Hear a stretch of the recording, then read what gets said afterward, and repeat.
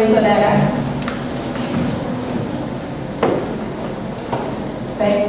Shalom Bapak Ibu Saudara. Semuanya sehat, amin. Semuanya sehat dan bersukacita pada pagi hari ini. Puji Tuhan.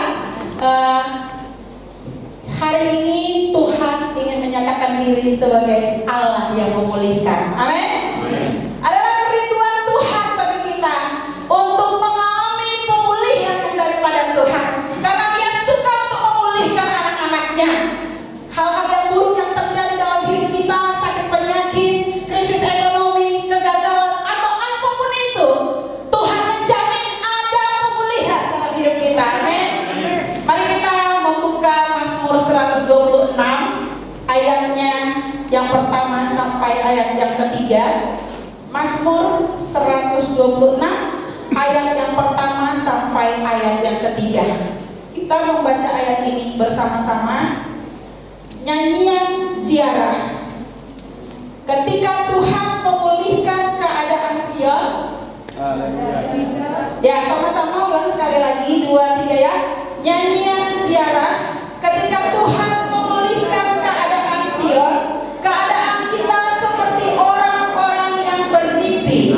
Pada waktu itu mulut kita penuh dengan tertawa dan lidah kita dengan sorak-sorai.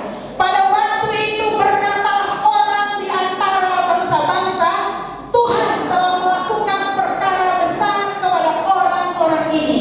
Tuhan telah melakukan perkara besar kepada kita, maka kita bersukacita. Amin. Puji Tuhan.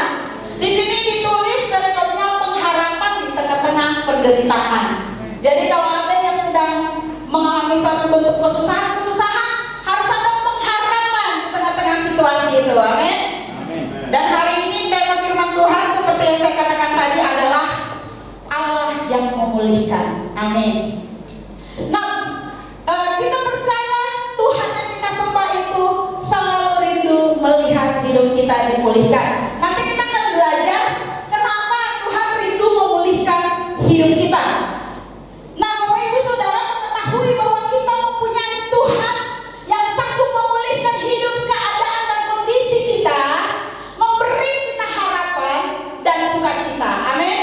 Kalau kita misalnya saat ini sedang merasa, oh saya hidup di dalam krisis ekonomi, kalau Tuhan tidak memulihkan hidup kita, atau kita tidak yakin Tuhan sanggup memulihkan hidup kita, maka kita tidak ada harapan, Bapak Ibu Saudara.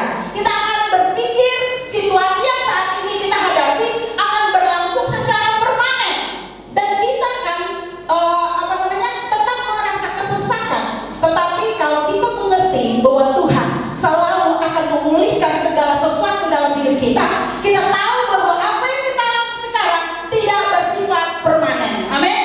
Masih ada hal-hal yang baik yang Tuhan akan kerjakan di besok, lusa, atau minggu depan, bulan depan, bahkan tahun depan. Amin.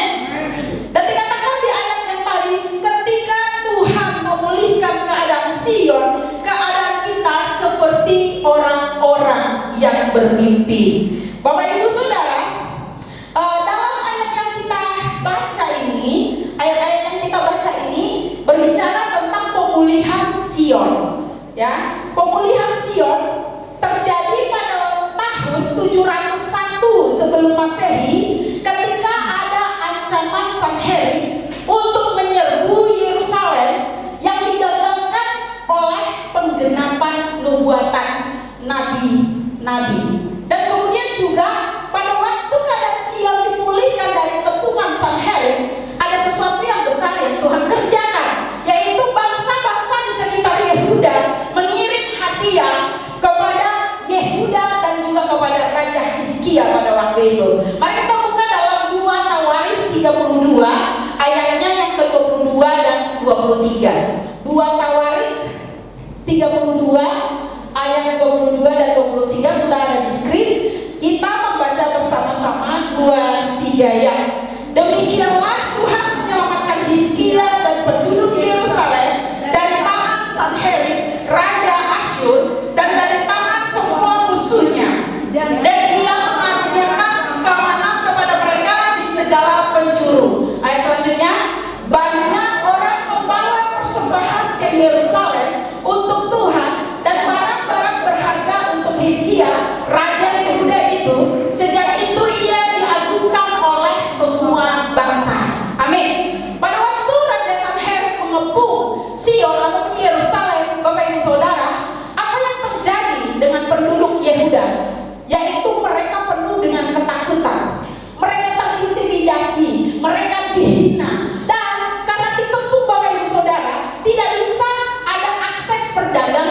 Bapak Ibu Saudara, itu sebabnya kalau suatu bangsa sedang dikepung, maka terjadilah kelaparan di negeri itu.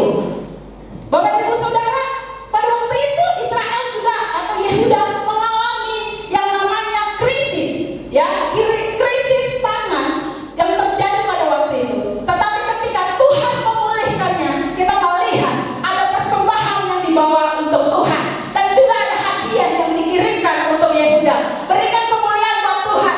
Seperti itulah keadaan kita kalau dipulihkan oleh Tuhan. Keadaan kita tidak kembali kepada level yang sama, tetapi Tuhan membawa kita lebih dari yang sebelumnya. Amin. Nah, Bapak Ibu Saudara, pemulihan yang lebih besar atas Sion terjadi ketika orang Yahudi kembali ke Yerusalem dari pembuangan Babel pada tahun 538 sebelum Masehi. Nah, Bapak Ibu Saudara, dikatakan tadi pemulihan itu membuat keadaan orang Israel seperti bermimpi. Kenapa seperti bermimpi? Karena terjadi pembalikan keadaan. Terjadi pembalikan keadaan yang merupakan intervensi Tuhan yang Maha Kuasa untuk menunjukkan bahwa Dia berkuasa atas umatnya. Amin. Dia berkuasa untuk memberikan kemenangan. Dia berkuasa untuk memulihkan segala sesuatu. Dan Bapak Ibu Saudara, dalam hidup kita pun seperti itu juga. Iblis merekan-rekan yang jahat kepada kita, mengirimkan virus, sakit penyakit, mengirimkan apalagi konflik dalam keluarga, mengirimkan ya tingkat-tingkat kesulitan dalam hubungan satu dengan yang lain, mengirimkan apalagi mengirimkan namanya krisis finansial atau krisis ekonomi, mengirimkan apalagi kegagalan untuk pendidikan anak-anak kita, kegagalan dalam usaha pekerjaan, kegagalan dalam hal-hal yang lain. Itu pekerjaan iblis. Tetapi kalau sampai Tuhan mengizinkan kita dari situasi itu, pemulihannya tersedia buat kita. Amin. Nah, Bapak Ibu Saudara, Yerusalem yang sudah hancur dibangun kembali. Yerusalem yang sudah ditinggalkan dan menjadi sunyi ketika masa pembuangan menjadi ramai kembali. Yerusalem yang menjadi bahan olokan dan tertawaan kembali bersinar dan penuh kemuliaan Tuhan. Amin. Kadang-kadang di dalam hidup kita juga kadang seperti itu. Orang mengatakan hal-hal negatif tentang hidup kita. Oh, kamu pasti nggak bisa itu, nggak bisa jadi polisi, nggak bisa. Kalau nggak ada uang begini, pasti nggak bisa lulus. Itu kata-kata negatif. Ada kata-kata yang merendahkan, ada kata-kata yang mengejek, ada kata-kata yang mengolok-olok, dan itu terngiang-ngiang dalam hidup kita. Bapak Ibu Saudara, mengintimidasi kita, membuat kita sering merasa down dan tidak yakin apakah ada masa depan dalam hidup kita. Tetapi itu semua olok-olokan dan tertawaan itu pun akan digantikan oleh Tuhan dengan kemuliaan. Amin. Tuhan akan membuktikan bahwa pemilik hidup kita bertanggung jawab atas kita. Amin. Dan Dia sanggup memelihara kita. Dia sanggup membawa kita dari kemenangan kepada kemenangan yang lebih besar, dari kemuliaan kepada kemuliaan yang lebih besar. Nah, Bapak Ibu Saudara, rumah tangga yang dipulihkan Tuhan akan berkata, tadinya rumah tangga saya sudah seperti neraka, tidak ada harapan, yang ada hanya pertengkaran. Kami sudah seperti telur di ujung tanduk. Kalaupun tidak bercerai, tapi tidak ada sedikit pun kasih sayang lagi di dalam rumah tangga. Tetapi ketika Tuhan memulihkan rumah tangga itu, orang ini akan berkata, saya tidak menyangka saya bisa mengalami lagi cinta, kasih suami istri, dan saya tidak menyangka rumah tangga saya sekarang menjadi berkah. Amin. Orang yang dipulihkan Tuhan dari sakit penyakit, dia akan berkata, saya tidak bisa menyangka saya sehat sampai sekarang, melihat kondisi saya yang sebelumnya, dan saya tidak menyangka bahwa saya bisa panjang umur sampai melihat anak cucu saya. Kenapa? Karena pemulihan yang dialami. Nah, orang yang tadinya gagal mencapai sesuatu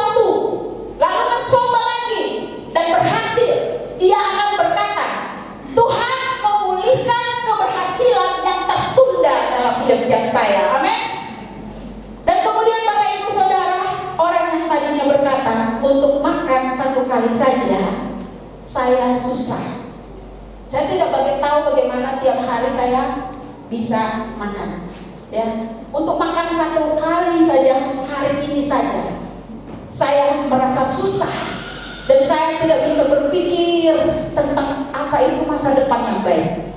Ketika Tuhan memulihkan hidupnya, Dia akan berkata, hari-hari dalam hidup saya yang tidak tahu mau makan apa diganti Tuhan dengan kelimpahan.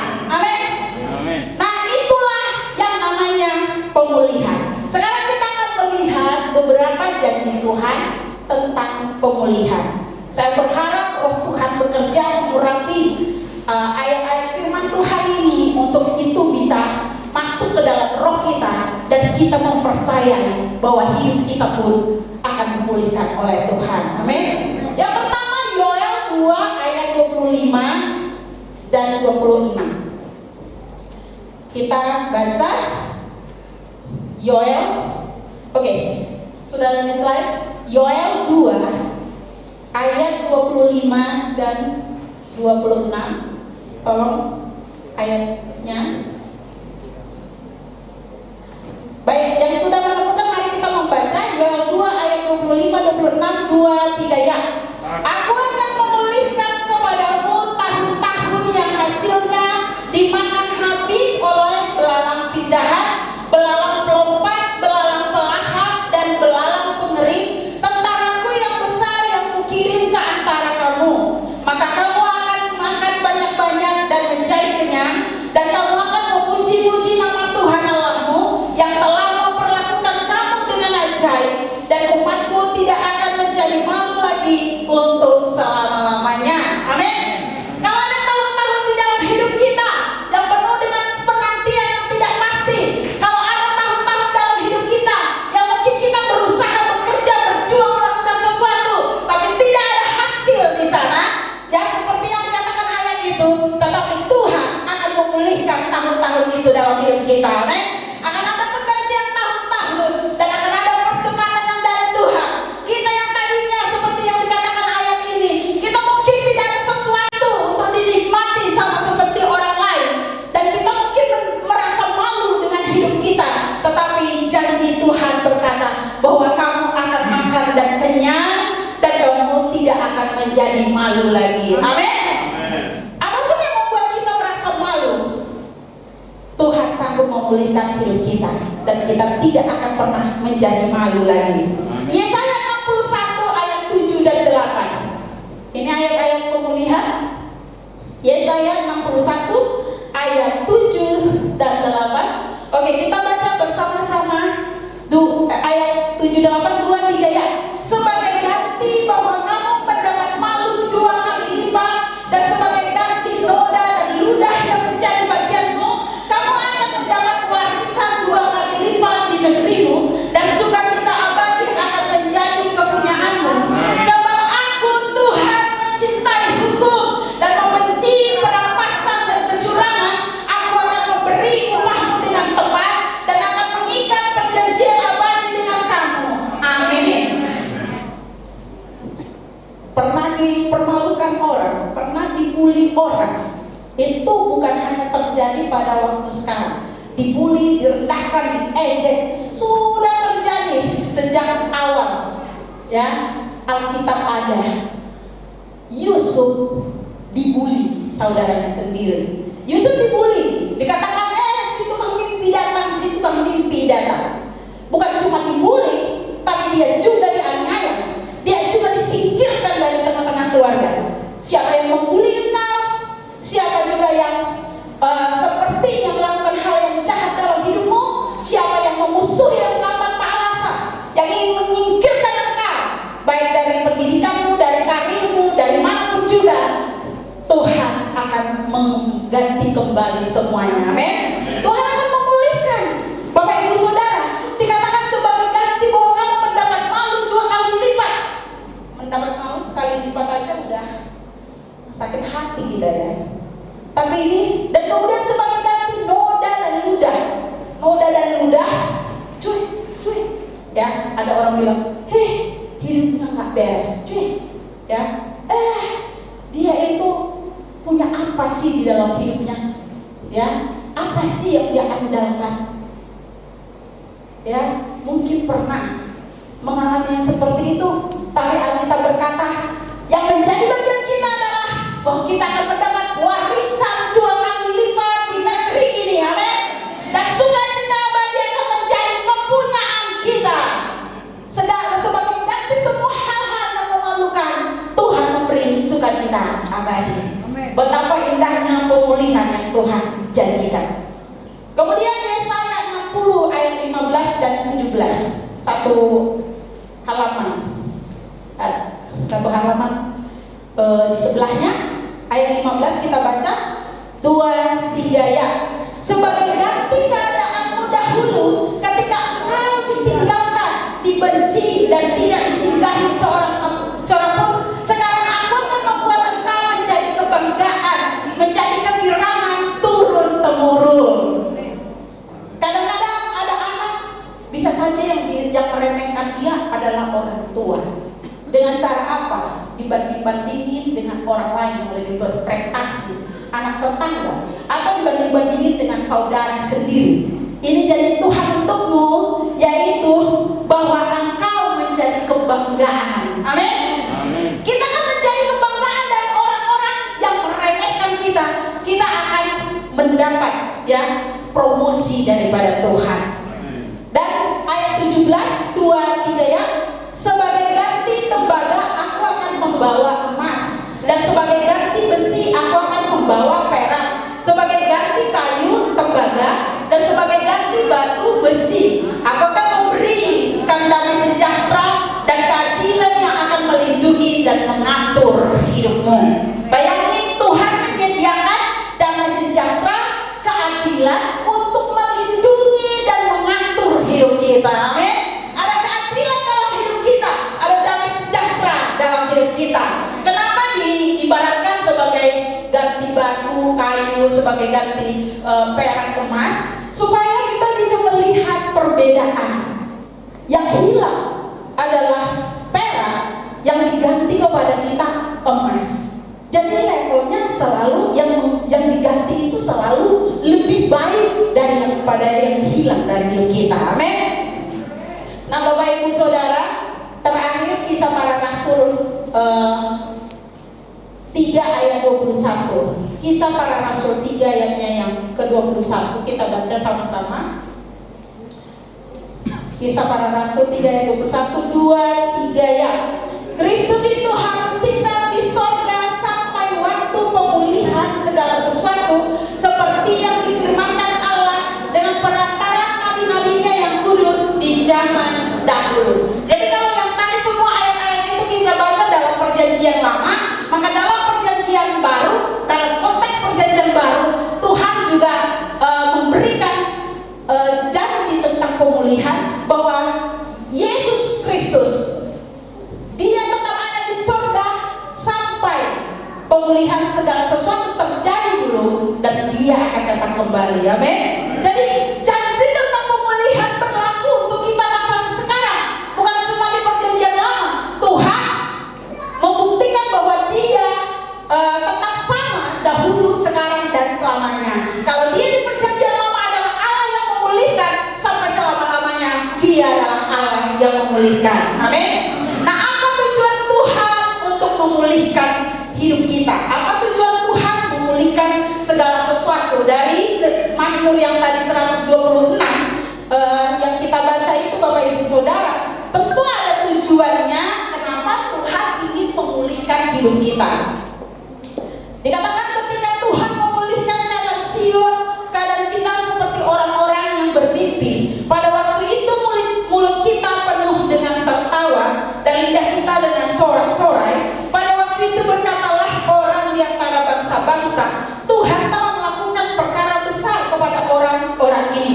Tuhan telah melakukan perkara besar kepada kita, maka kita bersukacita. Tujuan Tuhan yang pertama memulihkan hidup kita adalah supaya Tuhan dikagumi oleh umatnya. Katakan bersama-sama, Tuhan dikagumi oleh umatnya. 2-3 ya. Tuhan dikagumi oleh umatnya. Apa yang terjadi ketika kita merasa hidup kita seperti mimpi ya, Bapak Ibu Saudara? Saat kita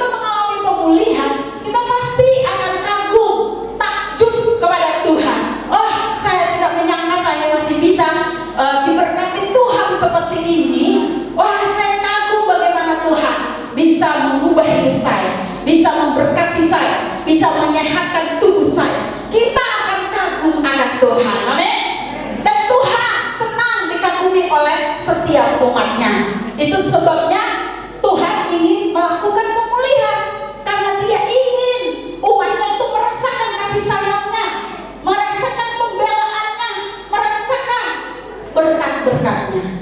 Nah, Bapak Ibu Saudara, itu yang pertama, tujuan dari pemulihan dari Tuhan dikagumi oleh umatnya. Yang kedua, ada di ayat 2 bagian B. Pada waktu itu berkatalah orang di antara bangsa-bangsa, Tuhan telah melakukan perkara besar kepada orang-orang ini. Nah, ketika Sion dipulihkan, bukan cuma orang yang ada di Yerusalem itu yang kagum sama Tuhan, yang mereka yang merasakan pemulihan itu. Kalau kita mengalami pemulihan, terus kita kagum sama Tuhan, menurut saya itu levelnya, standarnya adalah biasa, ya Bapak Ibu Saudara. Tapi kalau saya yang mengalami pemulihan dari Tuhan, terus tetangga-tetangga saya yang kagum sama Tuhan, itu luar biasa. Amin. Nah, suatu ketika saya tidak tahu apa yang orang lihat tentang hidup saya. Ketika, maksudnya saya tinggal di sini, di belakang sini, di Tiban Persero ini, saya tidak tahu apa yang tetangga perhatikan tentang saya. Begitu juga waktu saya pindah ke Tiban Riau Bertua 2, saya tidak tahu apakah tetangga mengamat-amati hidup saya dan mempunyai konklusi atau kesimpulan tertentu tentang saya. Tapi yang saya heran bahwa mereka, tetangga saya, baik yang di sini ataupun yang di sana, mempunyai statement yang sama tentang saya. Waktu saya di sini, pohon mangga yang ada itu tidak pernah berbuah. Lalu kemudian ada banyak bunga-bunga yang sudah berserakan, tercampak-campak di situ, tidak terurus dan tumbuh hidup gak hidup, mati gak mati. Nah, tiba-tiba saya memanggil orang untuk mencabut rumput. Lalu kemudian saya melihat bunga-bunga itu, kayaknya ini bunga-bunga mahal loh. Saya pikirkan, tapi yang sudah hidup tak hidup begitu. Saya mau beli pot bunga dan saya akan masukin ini, karena ini menurut saya adalah bunga-bunga yang maksudnya yang mahal gitu. Terus kemudian saya masukin, begitu juga dengan pohon mangga saya tebang-tebang ya dahan-dahannya supaya sebagian. Tiba-tiba dalam hari ini saya pikirnya, hanya 2 hari kemudian bunga-bunga yang memang seharusnya berbunga itu bermekaran dan berbunga, Bapak Ibu Saudara, ya, termasuk bunga-bunga bougainville yang Kamboja Jepang itu dan lain sebagainya, Bapak Ibu Saudara. Lalu kemudian di tahun itu juga pohon mangga aromanis itu dia berbuah, Bapak Ibu Saudara. Lalu tetangga saya bilang, "Bu, rezekinya bagus sekali." Saya bilang, rezeki apa? Kamu tahu keuangan saya bagaimana? Enggak, saya enggak bilang soal keuangan, tapi rezekinya bagus sekali. Kenapa bagus? Saya bilang, kok saya ya tanam bougainville hari-hari disiramin enggak berbunga, tapi ibu yang semua yang mati-mati bunganya dan berserakan, hari ini dibikin 2 hari kemudian pada berbunga semua dan jadi cantik semua. Saya bilang, oh, karena Tuhan mengurapi apa yang saya kerjakan. Saya katakan gitu, berikan dulu kemuliaan buat Tuhan. Dan kemudian tetangga saya yang di sana, ya, dia non-Kristen, sebenarnya dia jarang kelihatan. Tiba-tiba saya berdiri di depan halaman, terus dia juga bilang, "Bu, rezekinya bagus sekali." Kali kedua saya dengar kata-kata yang sama. Heran, ini pasti bukan kebetulan. Kenapa orang yang berbeda bisa punya statement yang sama, rezekinya bagus sekali? Saya bilang, "Ibu tahu dari mana rezeki saya bagus?" Saya menilai seperti ini, katanya. Dia tetap di halaman rumahnya, kita bicara agak jauh-jauhan. Sebelum ibu membeli rumah ini, pemilik pertama membeli dan saya melihat aura rumah itu selama mereka tinggal di situ.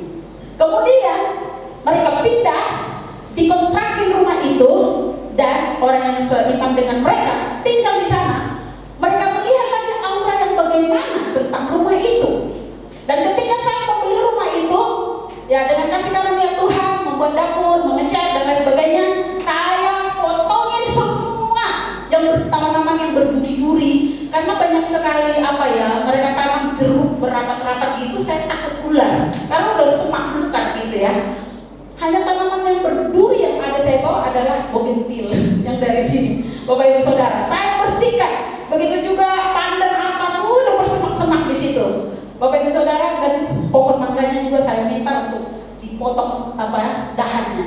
Tahun itu juga pohon mangga itu juga berbuah, Bapak Ibu Saudara. Dan kemudian rumah itu dibilang gini, heran, pohon mangga saya siramin belum berbuah. Si nenek yang tinggal dulu di situ tiap hari menyirami pohon mangga itu. Dia tidak pernah menikmati hasilnya karena dia tidak berbuah. Begitu ibu pindah ke situ, pohon mangga itu tidak berhenti berbuah. Dan rumah ini auranya bagus, dicat, dan kemudian juga diteralis.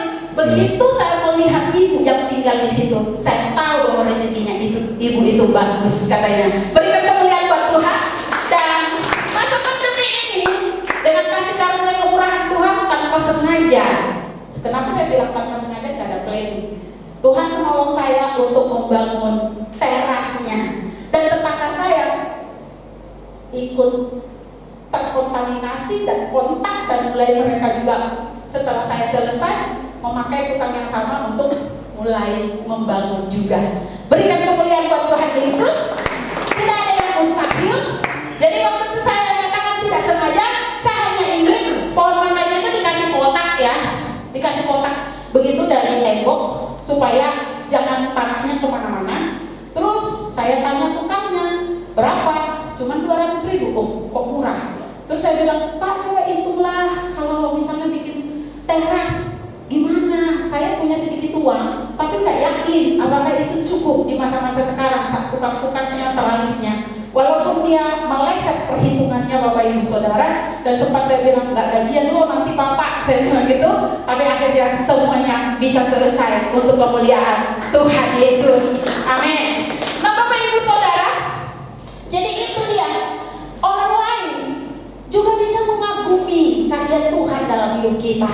Amin.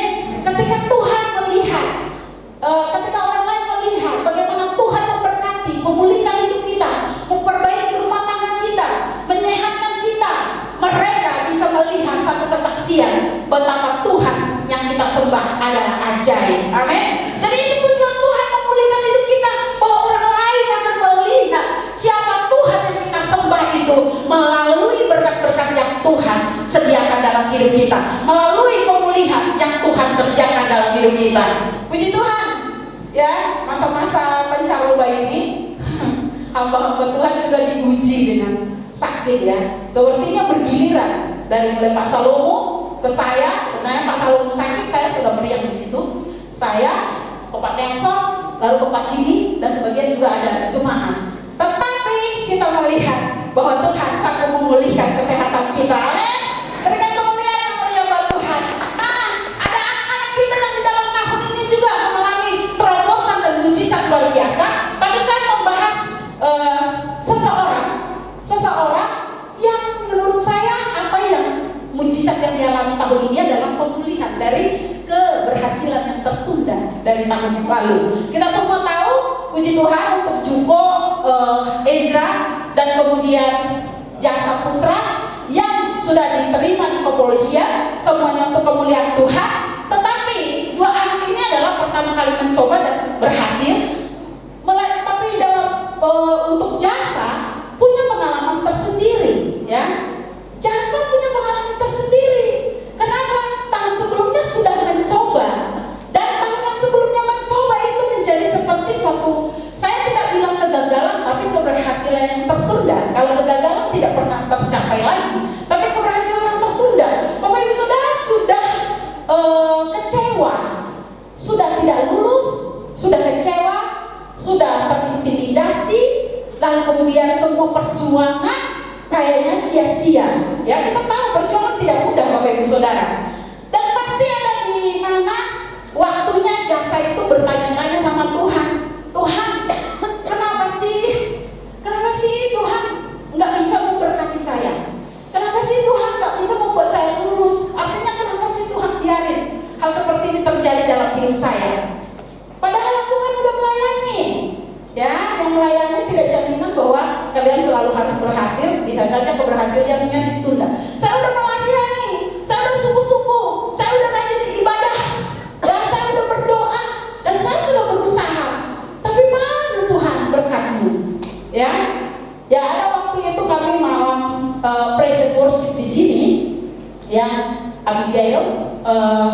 Saudari Abigail merencanakan hal itu, dan saya mendadak dimintain untuk doain perkasi, doa untuk tangan, mendoakan satu persatu yang hadir. Dan hari itu memang ada lawatan Tuhan yang luar biasa. Setiap anak-anak menerima pesan Tuhan sendiri. Dan Bapak Ibu Saudara, saya mendoakan itu ada Indra, ada Igel, kemudian ada siapa namanya, Jasa, yang cewek-cewek saya juga ada doakan. Tapi 3 orang ini ada yang khusus yang menurut saya sama Kristian ya, yang sudah kembali ke Bogor. Nah Bapak Ibu Saudara, untuk Jasa waktu itu dia cukup lama sekali nangis karena saya bilang dia melalui pimpinan Roh Kudus, Tuhan ngerti kerinduan hatimu, Tuhan ngerti, tapi bahwa jalannya tidak selalu seperti seleramu. Tuhan sanggup memberkati kau, tapi jalannya tidak selalu seperti yang kamu tebak atau yang kamu asumsikan. Dan dia mengeluarkan semua kekecewaan di dalam hatinya. Dan saya percaya itu adalah titik awal dari pemulihan. Amin. Dan kita sekarang menghargai pencapaian yang sekarang kelulusan itu dengan rasa yang lebih ya. Kenapa? Karena kita melihat bahwa kegagalan tidak pernah benar-benar kegagalan, karena masih tersedia waktunya pemulihan segala sesuatu. Dan semua air mata kekecewaan yang di tahun kemarin justru di masa pandemi ini tuayannya. Amin. Justru di tahun ini ketika semua orang berkata mungkin tidak ada mujizat di tahun ini, Tuhan membuktikan masih ada kuasa dan mujizat Tuhan dalam hidup kita. Amin. Begitu juga Igel, ada penundaan, ada gap year. Tapi ketika dia juga mulai tertarik secara rohani kepada Tuhan, dan sampai ada doa puasa, itu doa subuh, Tuhan memulihkan ya keberhasilan yang tertunda itu. Berikan kemuliaan buat Tuhan. Selama masa-masa COVID, di awal-awal COVID, selalu ada firman yang diserukan dari tempat ini bahwa ini lembah kekelaman, hanya tempat kita untuk sekedar lewat. Kita tidak tinggal di dalamnya, dan bahwa di tahun ini masih ada mujizat demi mujizat Tuhan. Dan Tuhan buktikan bahwa firman-Nya ya dan amin. Ada mujizat. Tahun ini juga orang Yulian dan Pak Salomo bisa membeli rumah. Di saat COVID semuanya melanda, Tuhan masih bisa melakukan keajaiban. Dan ada kemarin saya dengar di doa subuh, mamanya Elizabeth bercerita tentang Elizabeth ya, bahwa di tahun ini tidak bisa bekerja di Singapura. Bagaimana membiayai kuliahnya di Telkom? Bapak Ibu Saudara, berdoa kepada Tuhan dan mujizat terjadi. Seharusnya mereka berpikir, sudahlah, ajukan cuti. Kalau kita nggak bisa bayar, ajukan cuti, dan harus lebih cepat diajukan supaya ya tidak dianggap DO, drop out. Lalu mereka sudah mulai menelpon, atau khususnya Elizabeth mulai menelpon kampusnya dan berkata, mungkin saya akan cuti. Tetapi mujizat masih bisa terjadi karena universitas itu memberikan beasiswa untuk saudari Elizabeth dengan catatan bahwa dia adalah mahasiswa teraktif di kampus itu dan juga mempunyai prestasi akademik yang luar biasa. Berikan kemuliaan buat Tuhan. Dan bukan hanya 1 semester, tapi sudah 2 semester kampusnya memberikan beasiswa. Bapak Ibu Saudara, jangan larut dengan mungkin situasi yang kita hadapi sekarang, tapi percaya waktu pemulihan akan menjadi bagian kita. Amin. Dan yang ketiga, apa tujuan dari pemulihan? Tujuan dari pemulihan yang ketiga, Tuhan telah melakukan perkara besar kepada kita, maka kita bersukacita. Apa artinya ini? Tuhan telah melakukan perkara besar kepada kita, maka kita bersukacita. Tujuan dari pemulihan yang ketiga adalah supaya Tuhan disaksikan atau diceritakan kepada orang lain. Amin. Ceritakanlah kemuliaannya di antara segala bangsa. Saya katakan ada sesuatu yang hilang pada gereja hari-hari ini, bahwa ruang untuk kesaksian tidak ada dalam gereja. Padahal kita lihat dulu di Wahyu pasalnya yang ke-12 ayatnya yang ke-11. Wahyu pasalnya yang ke-12 ayatnya yang ke-11. Bagaimana kuasa kesaksian itu begitu luar biasa. Kita harus mau menyaksikan, jangan yang aneh-aneh yang disaksikan Bapak Ibu Saudara, harus menyaksikan perbuatan Tuhan yang ajaib dalam hidup kita. Amin. Wahyu 12 ayat 11, mari kita baca bersama-sama 2-3 ya. Dan mereka mengalahkan dia oleh darah anak domba dan oleh perkataan kesaksian mereka, karena mereka tidak mengasihi nyawa mereka sampai ke dalam maut. Di sini dikatakan bahwa kita hanya mampu mengalahkan iblis si pendakwa itu dengan yang pertama darah anak domba Allah. Amin. Tetapi yang kedua adalah perkataan kesaksian. Ya, kalau kita bilang Tuhan telah melakukan perbuatan yang ajaib dalam hidup saya, maka itu berarti saya sedang menyaksikan kebesaran Tuhan. Itu sebabnya setelah lulus kita minta ya untuk bersaksi. Malam itu kita ada Zoom meeting anak youth. Igel bilang kayaknya cancel. Saya bilang cancel apa? Cancel untuk bersaksi. Oh no, jangan cancel. Tapi nanti Aldi akan dampingin ya supaya jangan berpanjang lebar gitu ya. Dan saya percaya Bapak Ibu Saudara dikuatkan oleh setiap kesaksian itu. Amin. Jadi kita perlu mendengar kesaksian-kesaksian yang seperti itu, dan kita perlu bersaksi tentang kemuliaan Tuhan. Kalau kita sudah mengalami mujizat Tuhan dan kita diam saja, Tuhan kecewa sudah melakukan hal ajaib dalam hidup kita, tapi kita tutup mulut. Nah Bapak Ibu Saudara, tidak harus selalu di atas mimbar ini bersaksi. Bersaksilah kepada keluarga, bersaksilah kepada tetangga, siapapun tentang perbuatan Tuhan yang ajaib. Amin. Nah Bapak Ibu Saudara, lalu bagaimana caranya supaya kita mengalami pemulihan? Tetap di ayat-ayat yang itu, singkat saja. Saya hanya mau sampaikan cara kita untuk mengalami pemulihan bagaimana. Ayat 4 di Mazmur 126 itu, pulihkanlah keadaan kami ya Tuhan, seperti memulihkan tanah air kering di tanah Negev. Kalau saya bilang itu, pulihkanlah keadaan saya ya Tuhan, seperti memulihkan batang air kering di tanah Negev. Saya sedang mengalami kekeringan barangkali, karena di sini bilang seperti batang air kering.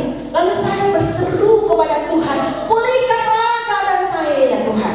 Berarti kalau mau mengalami pemulihan, kesehatan, tentang ekonomi, apapun itu, kita harus berdoa kepada Tuhan, berseru kepada Tuhan, dan minta pemulihan dari Tuhan. Kita harus katakan, pulihkanlah hidup saya Tuhan, pulihkanlah kesehatan saya Tuhan, pulihkanlah ekonomi saya Tuhan, pulihkanlah rumah tangga saya Tuhan, pulihkanlah masa depan saya atau pendidikan saya Tuhan, pulihkanlah pekerjaan saya yang hilang Tuhan. Kita harus berdoa kepada Tuhan. Amin. Dan yang kedua adalah menabur. Ayat 5 dan 6, orang yang menabur dengan mencucurkan air mata akan menuai dengan sorak-sorai. Orang yang berjalan maju dengan menangis sambil menabur benih pasti pulang dengan sorak-sorai sambil membawa berkas-berkasnya. Intinya di masa-masa kita menantikan pemulihan, tabur yang baik. Amin. Tetaplah menabur harapan ketika semua keadaan terlihat suram. Tetaplah menabur kerja keras dan usaha untuk mimpi-mimpi yang belum jadi kenyataan. Amin. Tetaplah menabur ya kebaikan, berkat-berkat walaupun kecil, sekalipun ekonomi kita pas-pasan. Bapak Ibu Saudara, tetaplah menabur iman dan pengharapan, kata-kata berkat untuk hidup kita, janji-janji Tuhan atas hidup kita, sekalipun kesehatan kita sedang terganggu. Amin. Dan taburlah pola hidup yang sehat, taburlah kemampuan memanage waktu dan pekerjaan dengan lebih baik, taburlah ya persahabatan yang positif. Amin. Taburlah hal-hal rohani dalam hidupmu. Masih ada kesempatan bahwa apa yang membuat engkau mencucurkan air mata hari ini akan Tuhan ganti dengan sorak-sorai. Amin. Setiap cucuran air mata kita masih diganti oleh Tuhan dengan sorak-sorai. berdiri di hadapan Tuhan.